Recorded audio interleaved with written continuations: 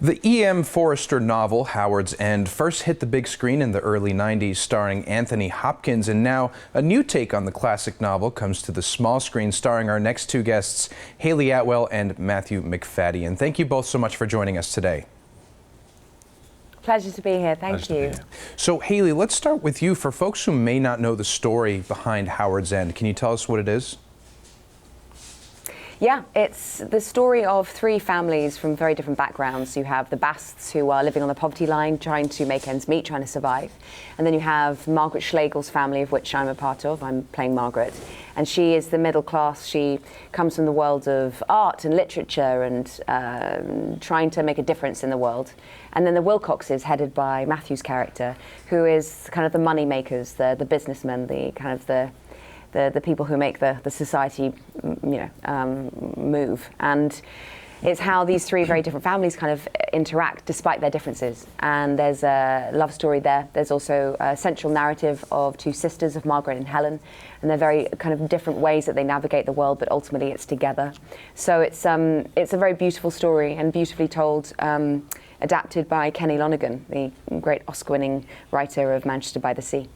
Right, and just looking at some of the clips, I mean, I know it was released in the UK already to much fanfare. People really loved it. It's such an amazing period piece with incredible dynamic between all the characters. Matthew, tell us about the dynamic between your character and Hayley's character.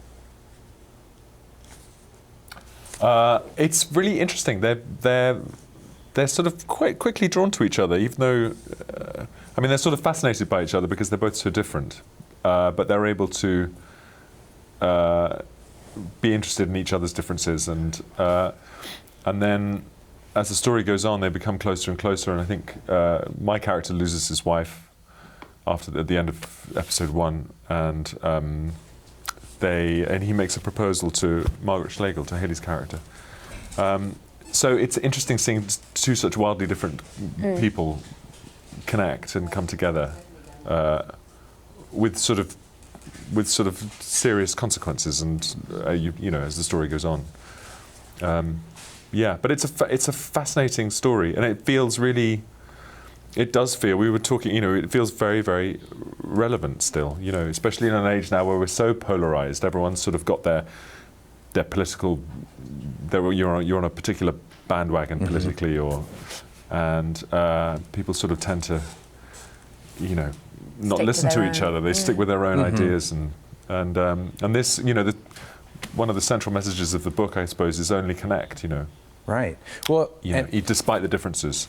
And on that note of being relevant, Hayley, how is it, in today's commentary about equality and all of that, how does it play into, say, the Me Too movement and all the rest?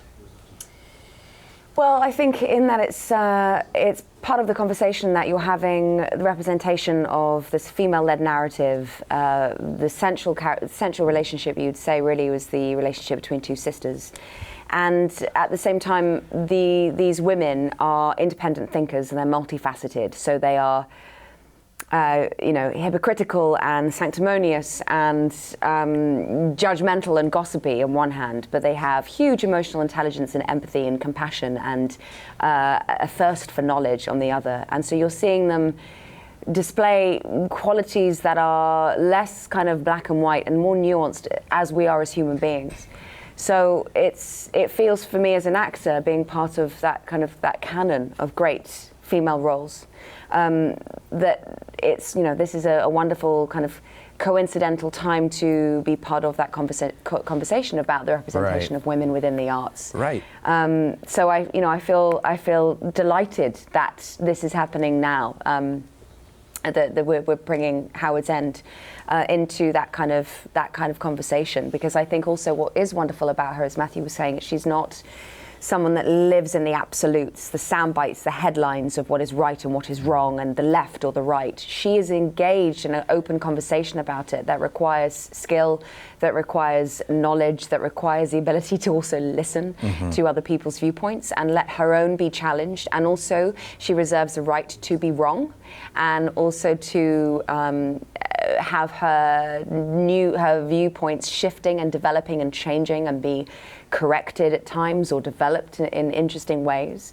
So she has the grace to be able to see, and the understanding to be able to see, and the imagination to be able to see that to connect with, or to connect with, or to try to connect with people with vastly different ideas about society and men and women is enriching, you know, and it's important to listen and to understand, I suppose. Well, clearly there is so much to relate to, so many layers, so many levels. I mean, people will probably have to watch it 1 or 2 times to glean all the information. And there's nice costumes.